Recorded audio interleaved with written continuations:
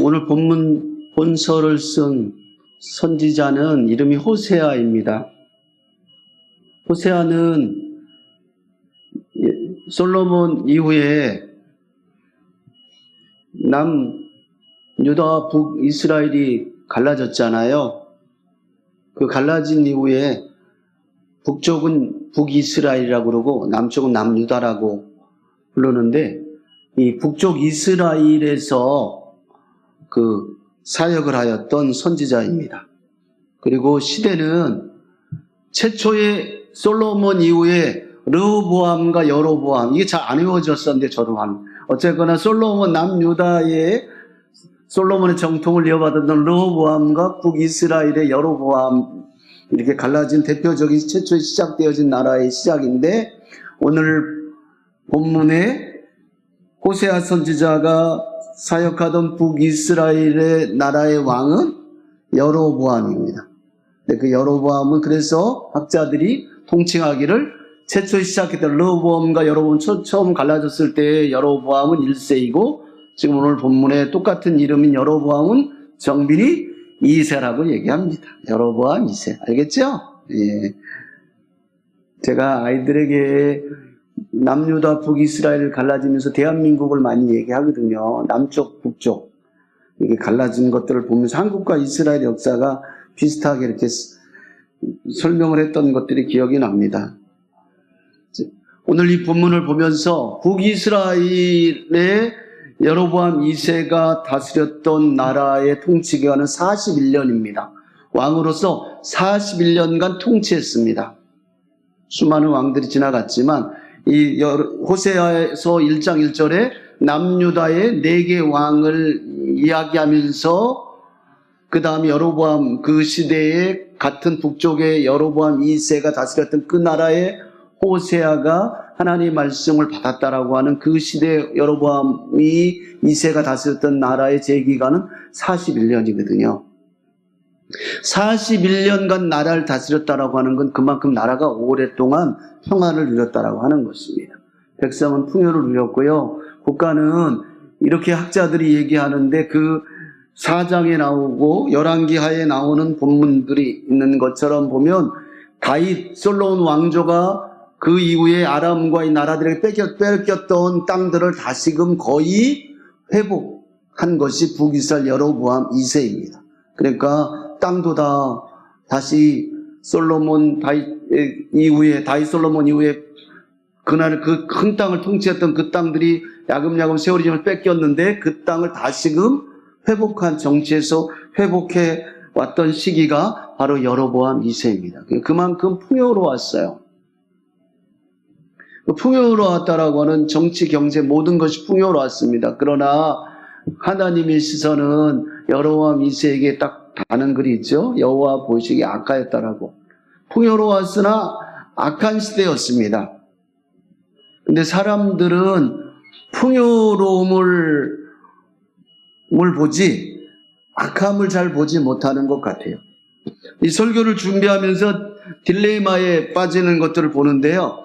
오늘날 현 시대의 목회자들 가운데 대형교회가 한참 부흥해서 대형교회를 추종하고 많은 신학생들도 대형교회 부교육자로 가야 다음 담임 목사라고 하는 이렇게 어떤 레퍼런스를 쌓고 경력을 쌓을 수 있기 때문에 다 그거를 추종하거든요. 근데 실질적으로 성도가 거의 100명인가 이게 되지 않는 비율이요. 10%도 안 된대요. 비율적으로. 그러니까 대형 교회라고 하는 큰 것과 아주 성도가 없는 교회를 합쳐서 한국 교회가 2,500만 명 얘기하지만 실적으로 대형 교회를 추종하고 있는 수많은 신학생들이 자기들이 갖고 있는 유혹에 빠져 있지만 실적으로 현장 목회에서는 그런 대형 교회는 많지 않다라고 하는 거예요. 대부분은 거의 많은 작은 교회들 숫자의 성도들이 있는 교회라고 하는 것이죠. 그러니까 그것 가운데 목회자들이 딜레마에 빠져 있습니다.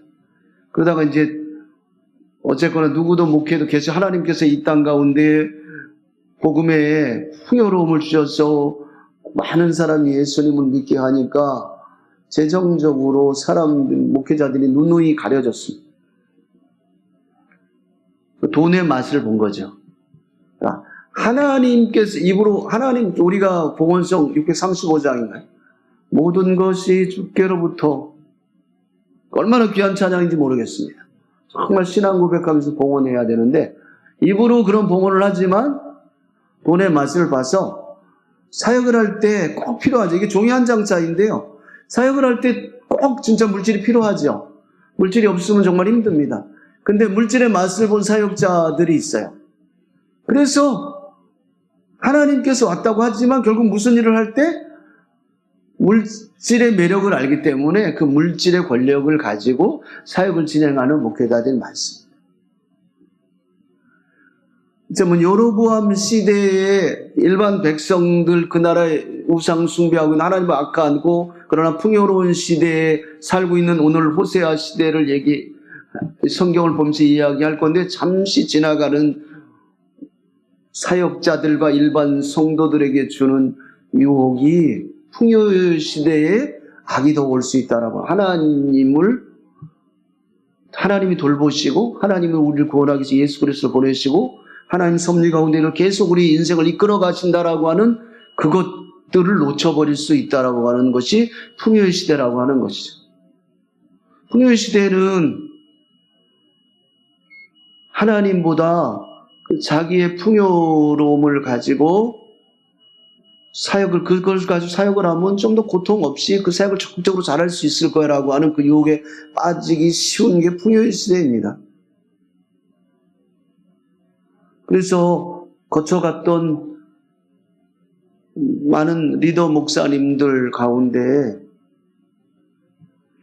물질의 맛을 보신 분들은 사역을 하는데 꼭 앞장서서 물질과 돈을 가지고 사역에 제일 앞장서서 너무 쉽게 그 일들을 진행하고 그걸 확장시키는 걸 봅니다.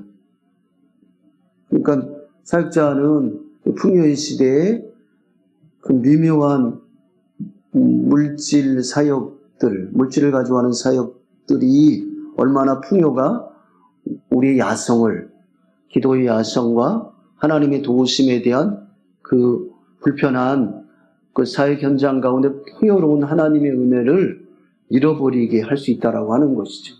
여로보암 시대는 그런 시대였던 것 같습니다. 한국에 와서 곳곳에 보면 못 산다 하는데 되게 많이 이게 쇼핑몰 거기 가보면 너무 풍요로웠어요. 막 불편함이 느낄 때가 있습니다. 아직도 좀 어색한 것 같아요. 가서 이 시대가 그게 맞는데 근데도 좀 불편할 때가 있더라고요. 누려가는 것들에 대한 불편함. 아직은 어색한 게 있습니다. 이 신앙적인 부분은 아닙니다.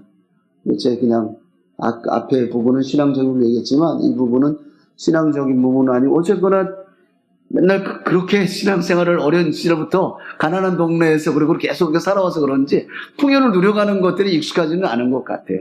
근데 오늘의 본문과는 좀 다르지만 이 풍요 속에서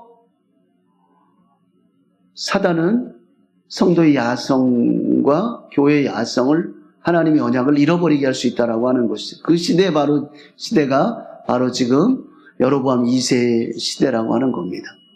이것 가운데 아모스는 종교적인 행위를 가지고 종말 부분을 가지고 같은 시대에 살았던 선지자가 아모스인데요. 요나도 살았고요. 근데 그들이 갖고 있는 저마다 선지서를 쓴 포커스가 달랐습니다. 목적이. 근데 이 호세아는 이스라엘의 정치적인 부분들과 경제적인 부분들을 많이 타겟으로 쓴 것 같아요. 그 안에는 배경적인 우상적인 부분도 있습니다. 우상을 버려야 되는 행위들을 지적하는 것들이 호세아 선지자입니다. 자, 본문을 보면서 한번 보겠습니다. 잠시 그런 성경을 준비하다가 목회자로서 풍요의 시대의 사역의 현장 가운데서 혹시 물질로 앞서서 사역을 하는 유혹이 생길 수, 익숙한 것에 넘어갈 수 있겠다라고 하는 스스로의 도전에 대해서 잠시 얘기하면서 한번 시작을 해보았습니다. 자, 호세아 선지자는 북이스라엘의 선지자입니다.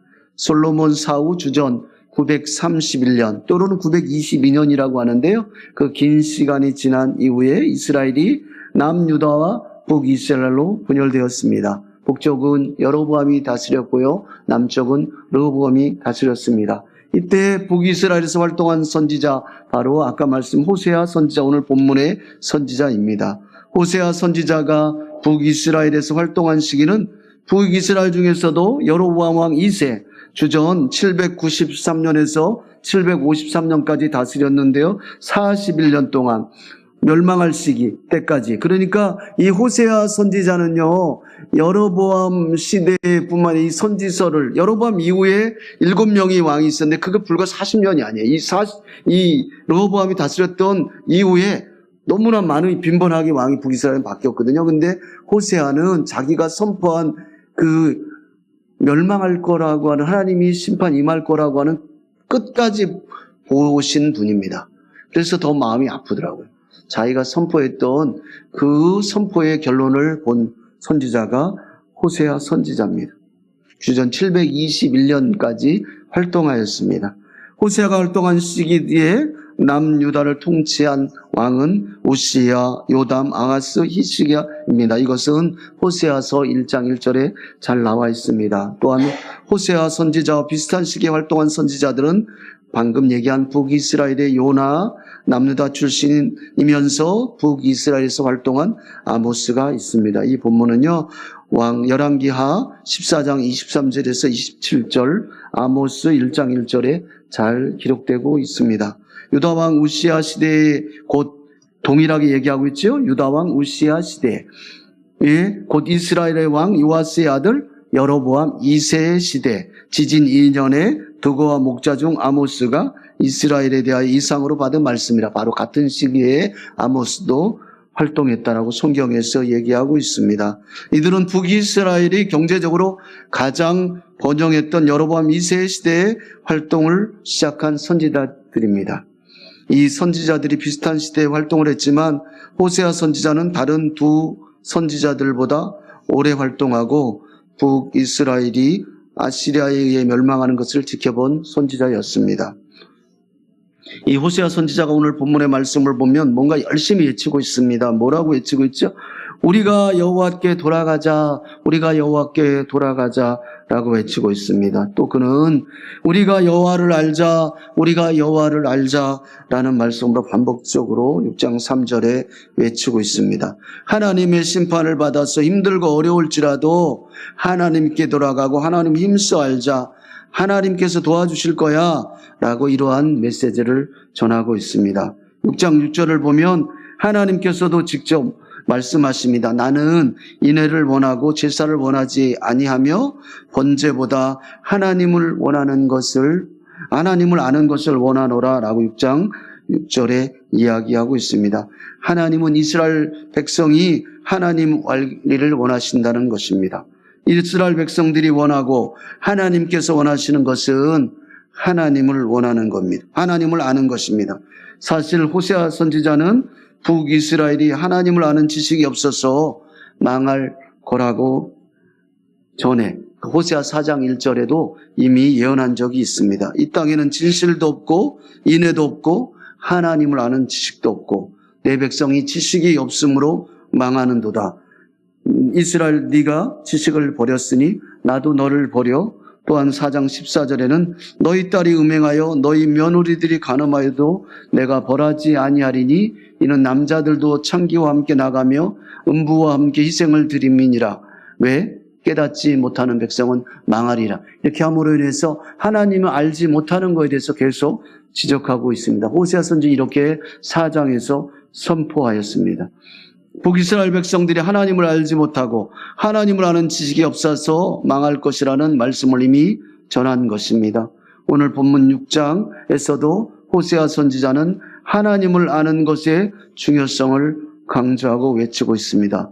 멸망하지 않으려면 여호와를 알아야 한다고 전하고 있습니다. 그런데 여기서 주의해야 할 것은 여호와를 이스라엘 백성 스스로가 이미 잘 알고 있다라고 주장하고 있습니다. 볼까요? 4절에 알고 있기 때문에 다시금 하나님이 반문하고 있습니다. 에브라임아, 여기선 에브라임아는 북이스라엘 대표적인 호칭으로 쓰고 있습니다. 북이스라엘아, 그래 네가 어떻게 하랴? 남유다야 내가 어떻게 하랴? 라고 이렇게 너희의 인애가 아침 구름이나 쉬 없어지는 이슬 같도다. 그들에게 알고 있는 그들에게 하나님이 반문하고 계시는 것입니다. 그들은 이미 알고 있습니다. 어떻게 이 백성을 대하여 좋을지 참으로 답답한 가운데 하나님은 이미 알고 어떻게 해야 되는지 알고 있는 북이스라엘과 남유다를 향한 하나님의 선포가 있는 것입니다. 하나님을 아는 자들에게 있는 인애가 이스라엘에게는 없다고 말씀하고 있습니다. 하나님께서는 심판을 행하시기 전에 선지자들을 통해 말씀으로 먼저 죄를 드러내고 회개의 기회를 주고 계시는 것입니다. 6절 말씀에 의하면 하나님을 아는 것은 제사보다 인애를 행하는 것이라고 얘기하고 있습니다. 희생제사와 번제물보다 인애와 하나님을 아는 것을 기뻐하십니다. 그런데 그 인애가 이스라엘에게는 아침 구름과 이슬처럼 쉽게 없어집니다. 결국 이스라엘에게는 하나님을 아는 인애가 없다는 말씀입니다. 이 하나님의 반의적이고 부정적인 답변은 6장 1절 3절의 외침과 관련된 답변입니다. 여호와께로 돌아가자, 여호와를 알자, 그들에게 독려하면서 외쳤던 하나님의 말씀입니다. 그거에 대한 답변이 6장 4절에 나와 있는 것입니다. 하나님께서 새벽의 빛같이 늦은 비와 같이 임할 거니까 너희가 여호와께 돌아와라 얘기하고 있습니다. 늦은 비는 이스라엘 농사법에 의해서 농사를 짓기 전에 땅을 풍요롭게 하고 땅을 기름지게 하기 위해서, 땅을 부드럽게 하기 위해서 내리는 비입니다. 표현으로는 늦은 비라고 하지만 어쩌면 대한민국의 표현으로 보면 농사를 짓기 바로 시작 전에 이른 비라고 얘기할 수 있습니다.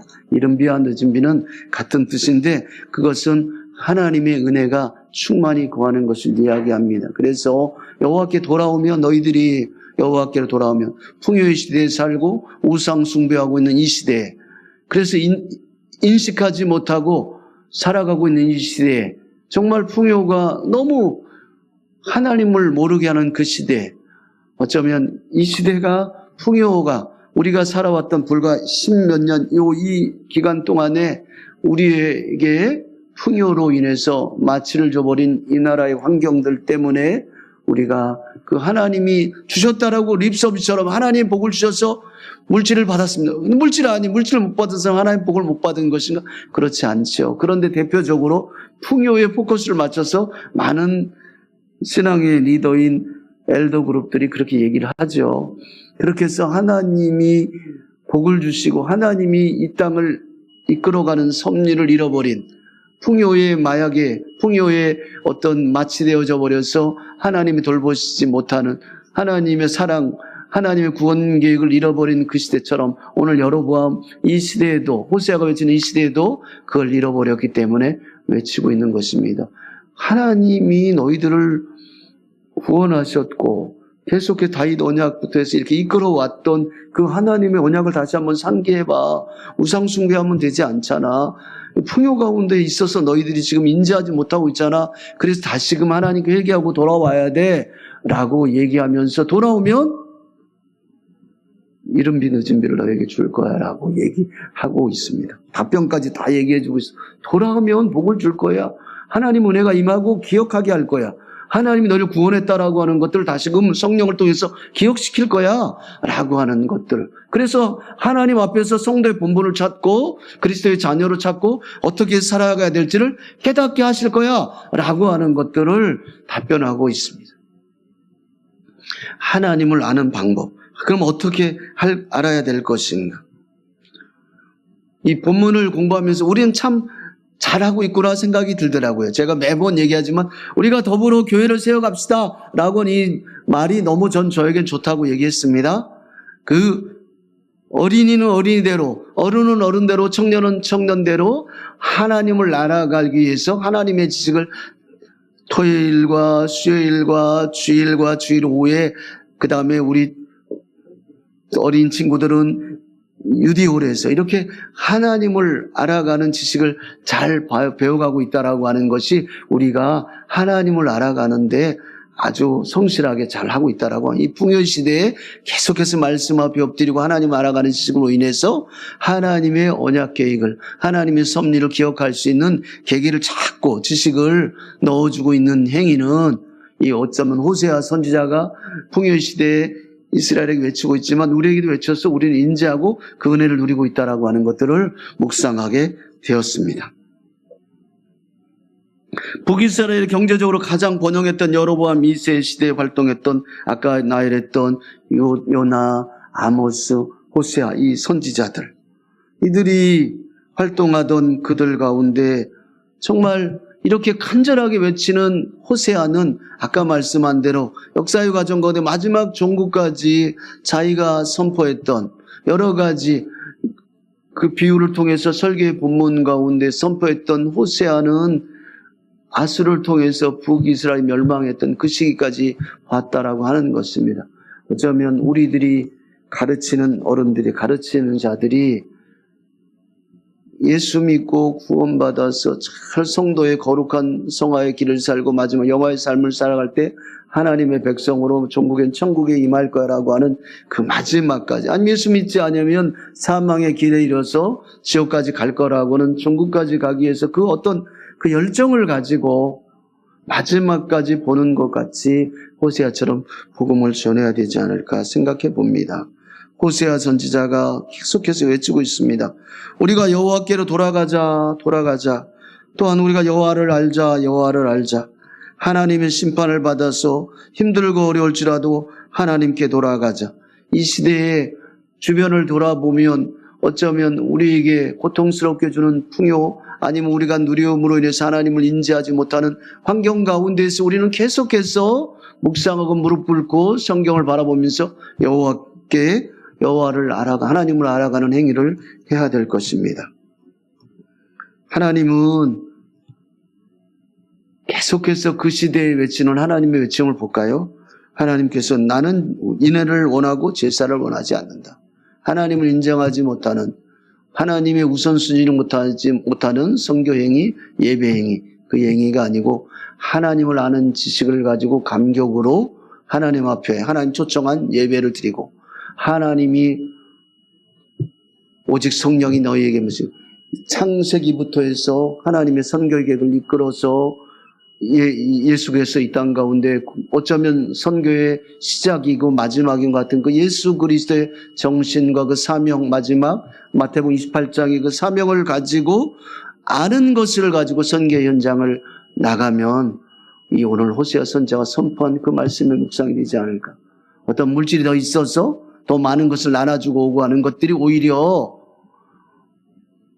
이 여로보암 시대에 갖고 있는 풍요의 그런 죄 속에 있는 것처럼 우리도 같이 그런 죄에 참여하는 사람의 유혹 가운데 빠지지 않을까 생각하며 오늘 본문은 선교에 참여한 자들도, 우리 예배에 참여한 자들도, 교회를 세워가는 우리 자들도 늘 그 유혹 가운데서 우리가 주일날 배워가는 여호와를 아는 그 행위로 인해서 그 시작이 거기여야 되고, 그것을 통해서 하나님은 인애를 원하고 하나님을 아는 것을 원하고 그 아는 것을 가지고 신앙행위를 원하고 그 아는 것을 가지고 그 언약에 대한 기억을 가지고 우리가 예배에 참여하고 선교하고 그것을 원하지, 그것을 떠난 제사를 원하고 그것을 떠난 번제를 원하는 것이 아니구나라는 것들을 오늘 호세아 본문을 통해서 알았으면 좋겠습니다. 하나님은 이스라엘 백성이 하나님 알기를 원하십니다. 이스라엘 백성들이 원하고 하나님께서 원하시는 것은 하나님을 아는 것입니다. 사실 호세아 선지자는 북이스라엘이 하나님을 아는 지식이 없어서 망할 것이라고 예언했다고 아까 말씀하였습니다. 오늘 본문 6장 호세아 선지자는 하나님을 아는 것의 중요성을 강조하고 있습니다. 멸망하지 않으려면 여호와를 알아야 합니다 라고 얘기하고 있습니다. 이스라엘 백성들이 이미 알고 있는 그들에게 하나님은 하나님의 도우심들을 가지고 이야기하고 있습니다. 하나님의 계획을 가지고 이야기하고 있습니다.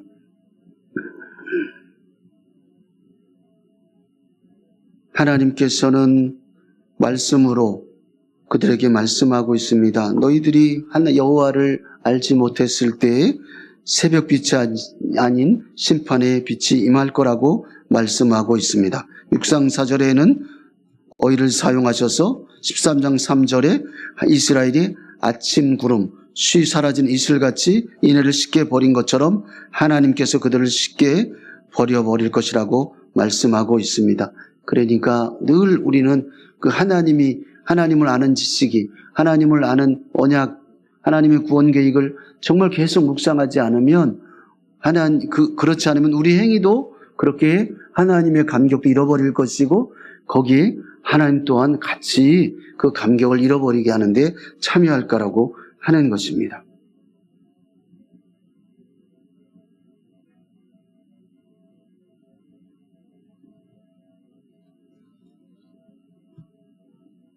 그러므로 6장 4절 6절에 있는 하나님의 상반된 답변을 볼 때 호세아에 선포되고 있는 6장 3절 1절의 3절은 호세아 자신의 권면이나 외침이 아닙니다.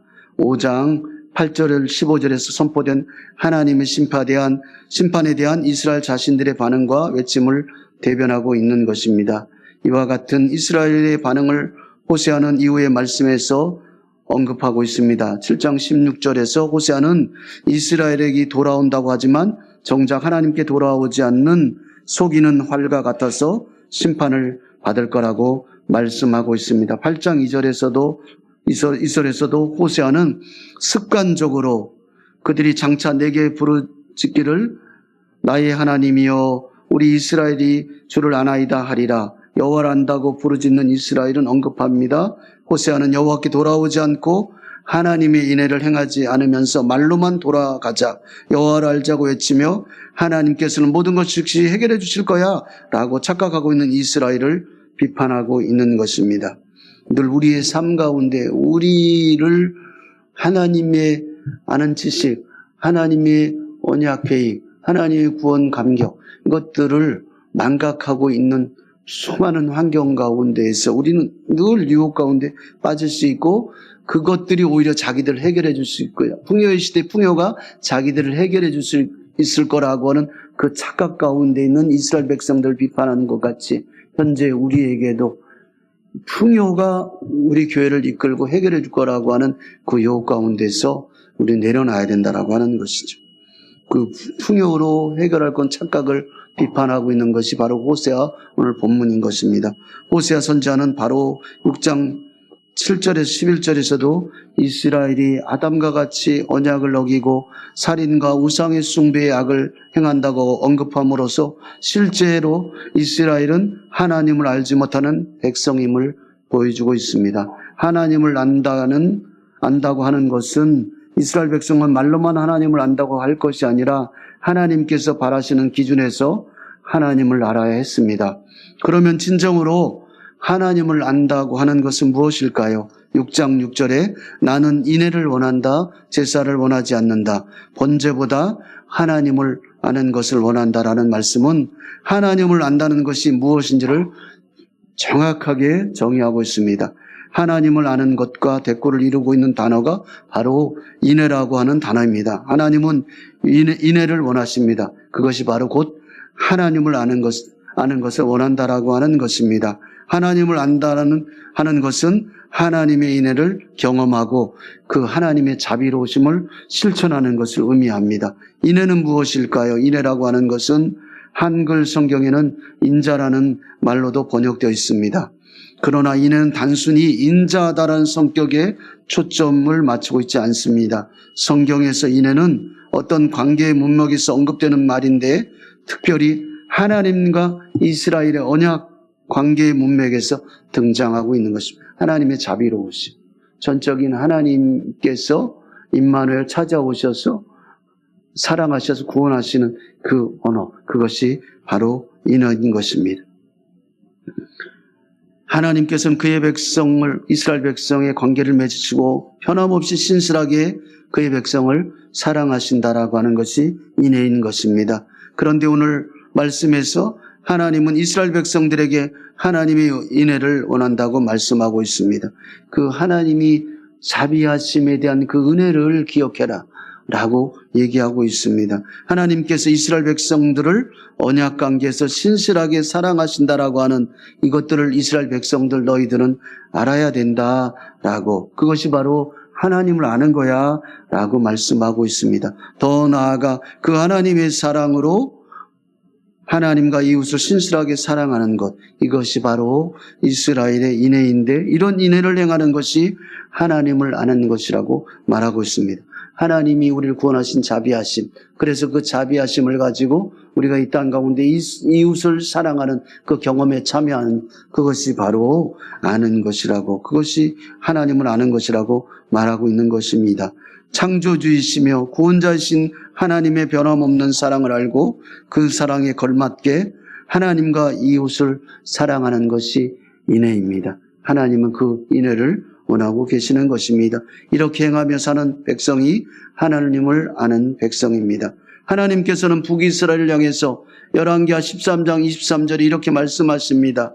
여호와께서 아브라함과 이삭과 야곱과 더불어 세우신 언약 때문에 이스라엘에게 은혜를 베풀며 그들을 불쌍히 여기시며 돌보사 멸하기를 즐겨하지 아니하시고 이때까지 자기 앞에서 쫓아내지 아니하셨더라. 하나님께서 아브라함과 이삭과 야곱과 언약을 통해 이스라엘 백성을 선택하시고 그들과 특별한 관계를 맺으셨기 때문에 이스라엘 백성에게 은혜를 베푸신 것입니다. 바로 그것이 그것들을 우리가 이 땅 가운데 성도로서 뉴욕의 이 풍요의 시대에, 그리고 우리가 또 다른 신앙생활을 하면서 많은 유혹에 있을 때 바로 근본으로 돌아가는 하나님을 아는 것, 언약의 하나님, 그것들을 깨달아야 된다라고 하는 것입니다. 그들이 죄악을 행하고 하나님을 배반했다 할지라도 그들을 불쌍히 여기셨고 그들을 돌보셨습니다. 그리고 멸하기를 즐겨하지 아니하셨습니다. 이것이 바로 하나님의 인애입니다. 북이스라엘이 이런 하나님의 인애를 알고 그 인애에 합당한 인애의 반응을 원하셨던 것입니다. 그것이 호세아 10장 12절, 12장 16절에 잘 나타나 있습니다. 인애는 하나님과 맺은 언약 관계에서 이스라엘이 지켜야 할 율법의 중요한 내용이었습니다. 호세아 8장 1절에 잘 기록하고 있습니다. 하나님께서는 호세아서 1장 3절에 언급된 것처럼 호세아 선지자의 삶을 통해 하나님의 인애가 무엇인지 실제적으로 보여주었습니다. 하나님께서는 호세아에게 고멜이라는 여인과 결혼 관계를 맺게 하셨습니다.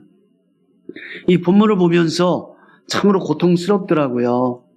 제가 어저께 그 갈릴리와 하나님의 어린 양 예수 그리스도, 신랑 대신 예수 그리스도와 신부된 우리가 그에 대한 것들이 갈릴리 결혼 풍습이 이렇게 돼 있더라고요. 먼저 약혼을 하고 긴 시간 동안 1년 동안 서로 떨어져서 사는 거예요. 신랑은 그래서 나무를 사서 집도 짓고 결혼 신혼집을 위해서 그 다음에 여러 가지 자기가 이제 하나하나 돈을 번 대로 또 나무를 목재를 사서 집을 짓고, 신부는 자기 집에 가서 결혼을 준비해 가는 거죠. 그릇을 준비하고 또 여러 가지 천들을 준비하고 이렇게 각자 하고 있는데, 그럼 이제 결혼할 날짜를 잡아야 되잖아요. 신랑이 다 준비해 가는 겁니다. 그날을 기다리면서 결혼 날을 준비하면서, 신부도 결혼을 준비하면서 다 준비하는 거예요. 근데 그 결혼 이제 신부를 데려와 라고 오케이 하는 것이 결정권이 신랑 아빠에게 있다는 거죠. 아버지. 신랑 아버지가 그래서 이제 다 준비했습니다. 신랑은 아버지한테 얘기하는 거예요. 아버지 다 준비됐습니다. 얼마나 신부를 데려오고 싶겠어요. 아빠가 아직 아니다라고 대답을 안 해주는 거죠. 또 며칠이 지나고 또 다시 신부를 데려오고 싶습니다. 결혼 날짜. 또 아버지는 대답을 하지 않고. 그렇게 지나고 있을 때에 신랑 아버지가 일어나서 이제 신부를 데려와라. 그때 신랑의 표정이 영화 가운데 다큐멘터리인데 얼마나 밝은지 모르겠어요. 아빠가 결정해준 결혼 날짜. 그리고 하객들도 다 그 동네 기다렸을 거 아니에요. 결혼 준비를. 그냥 문을 열고 막 나오는 거예요. 그러면서 플라파를 보면서 그 신부 측에는 그 신부를 같이 있는 들러리 하는 그 자매들과 같이 그냥 그것들을 장면을 보면서요. 경험을 얘기하는 거예요. 야, 어린 양의 혼인잔치에 참여하는 것이 이렇게 기쁘구나. 그들과 달려가는 그들 가운데 나도 한 사람으로 영화 가운데 참여하는 것처럼 너무 기뻤어요. 나는 그렇게 기뻐하고 있을까? 하나님 어린 양의 혼인잔치에 참여하는 그 경험을 통해서도 제가 그 재림에 대한 그 감격의 기쁨이 아직은 그 기쁨이 그들의 표정하고 같이 참여되어져서 아직 기쁨이 소멸되지 않았습니다. 그 경험을 통해서 재림을 한 것처럼 오늘 지금 예수 그리스도는 우리의 구원 계획을 위해서 우리가 긍휼에 참여하셨다라고 얘기하고 예수께서 말구에 오셨고 그다음에 십자가에 돌아가시고 그 모든 것들이 우리의 죄악 가운데 참여했다라고 설교자를 통해서 얘기합니다. 그 전적으로 100% 완전히 죄인을 위해서 구속을 위해서 참여하시 지난 주일 오후에 설교한 것 같이 그 참여한 것처럼 지금 호세아가 참여하고 있는 겁니다. 하나님이 신부 고멜을 얻게 하시고 두 번의 도망갔던 다시 여인을 불러서 다시 결혼한 자기가 하나님을 알아가는 하나님의 인내하심 아까 얘기했던 아브람과 그 다음에 이삭 그걸 통해서 언약을 통해서 구원 계획에 참여하시고 결혼시킨 하나님의 감격이 호세아는 직접적으로 자기가 고멜과 결혼함으로 해서 참여하고 있는 거예요. 그러니까 그 강력한 그 경험되어진 감격이 나오는 호세아의 여호와를 알자라고 하는 그 메시지가 얼마나 강력하겠습니까?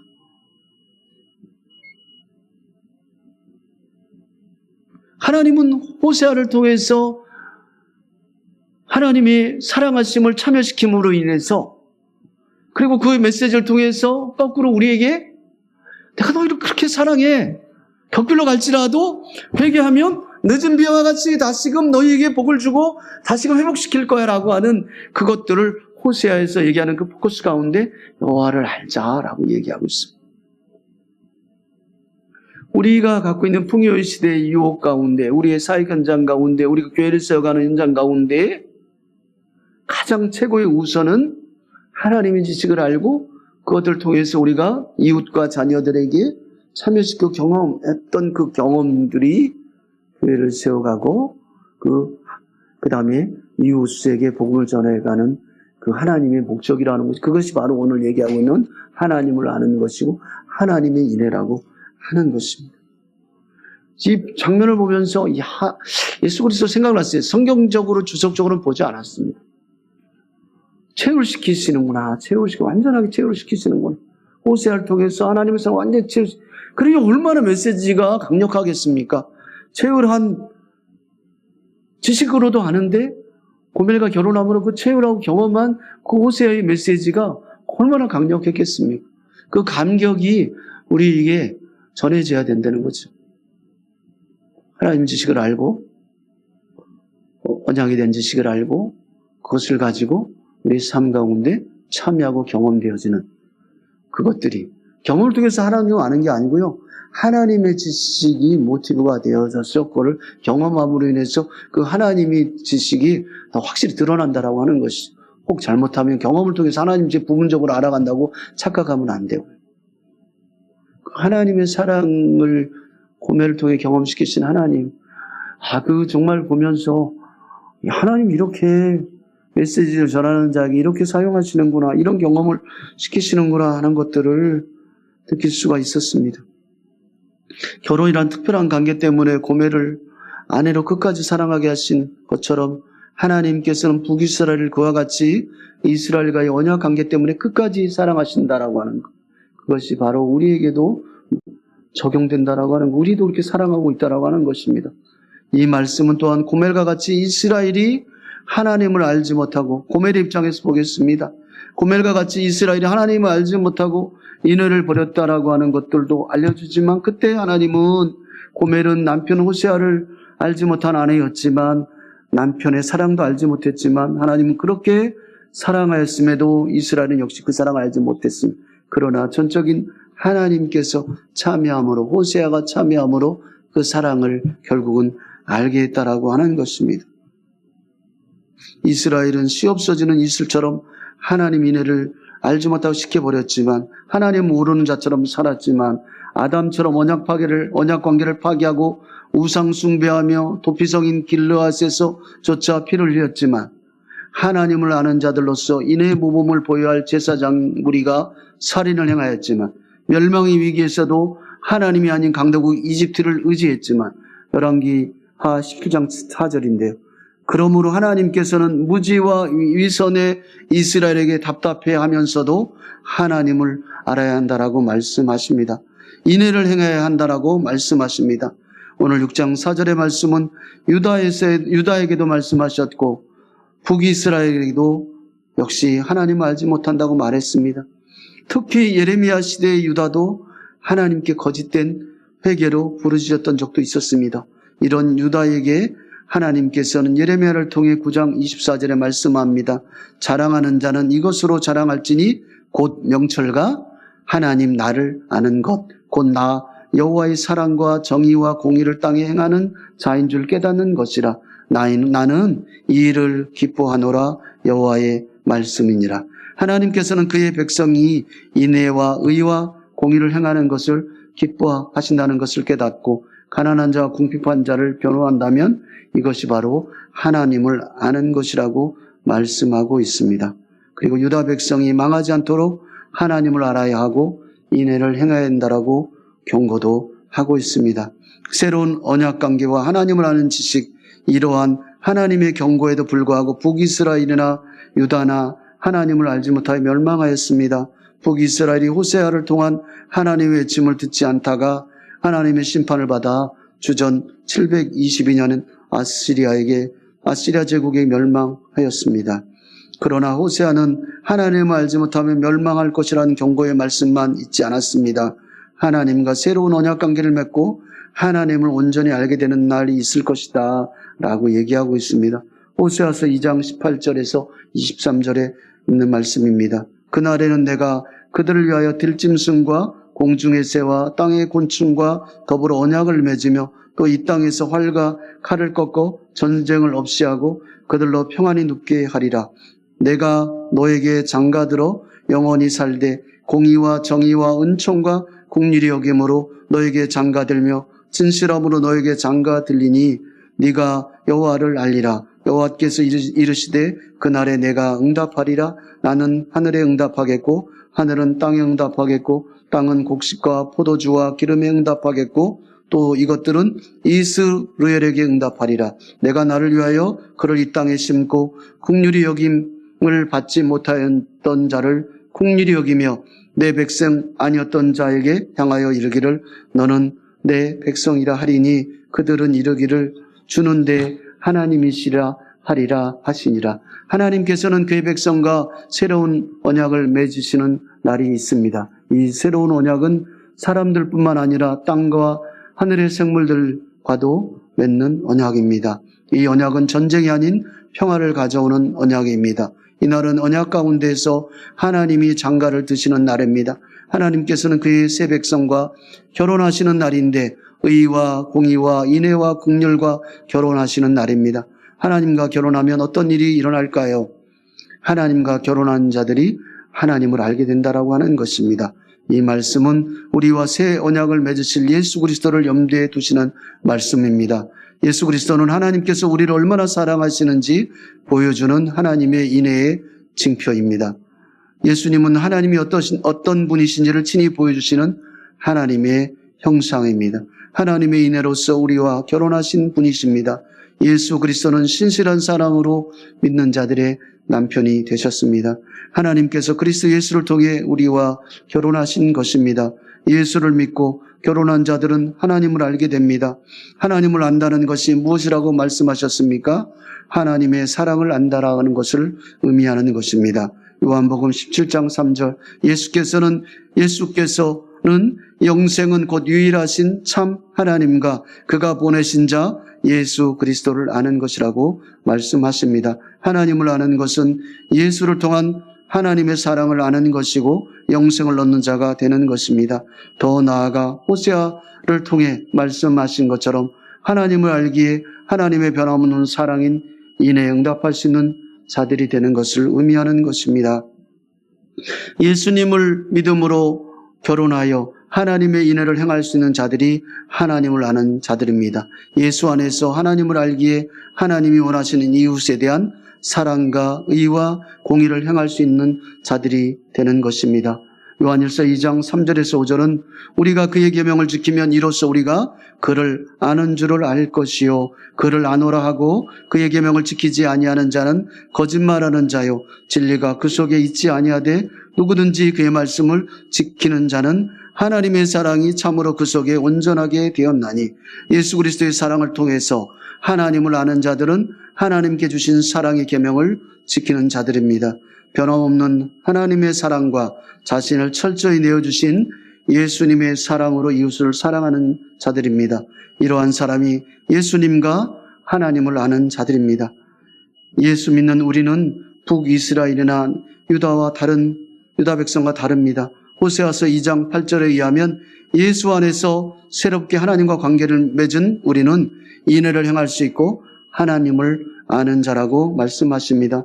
예수 안에서 하나님이 우리와 결혼하셨기에 아내된 우리는 남편이신 하나님께 인애로 반응할 수 있는 능력을 가진 자들이라고 말씀합니다. 예수 안에서 하나님을 아는 자들로서 사랑하는 여러분, 오늘 우리가 하나님을 얼마나 알고 있는지요? 늘 꾸준하게 교회에서 가르치는 성경의 지식을 잘 배우고 그것을 통해서 하나님의 계획을 잘 기억하는 것이 우리가 하나님을 알아가는 단계일 것입니다. 우리가 그 하나님을 알기에 하나님과 이웃들을 사랑해야 할 것입니다. 꼭 하나님을 모르는 사람이 있다면 어떻게 할까요? 우리 가운데 역사하는 성령을 통해서 그들이 하나님의 지식을 잘 알아가기를 가르쳐줘야 할 것입니다. 우리 또한 늘 성령 안에서 하나님의 사랑에 반응하며 살아야 할 것입니다. 하나님 말씀과 성령을 통해 하나님의 사랑을 알지 못하면 하나님이 원하시는 인애와 삶을 살 수 없습니다. 그럼 우리는 날마다 성령의 인도와 하나님의 말씀을 통해서 하나님의 사랑을 깨닫고 확신하며 그 사랑에 합당한 생활로 나아가야 할 것입니다. 예수 안에서 하나님을 알았기에 예수님의 몸된 이 교회를 섬기고 사랑해야 할 것입니다. 예수님의 사랑을 아는 자들로서 교회 성도들과 관계하며 교제하며 살아야 할 것입니다. 자신의 목숨까지도 내어줄 수 있는 사랑으로 성도와 교제해야 할 것입니다. 왜냐하면 그리스도께서 그렇게 살았기 때문입니다. 부족하면 또 성령께도 요청하고 신앙의 야성을 키워가기를 원합니다. 저에게 계속 제가 질책하고 저에게 기도하는 것입니다. 자신의 목숨까지도 내어줄 수 있는 사랑으로 성도가 관계해야 되고 이 사회를 통해서도 우리는 하나님의 사랑 가운데 공의를 행해야 합니다. 이웃과 관계에서 하나님의 정의를 실현해야 합니다. 하나님의 은총 가운데서 하나님을 잘 알고 하나님을 아는 자들로서 행동할 수 있는 우리 빛과 수금교회 성도님 되시기를 원합니다.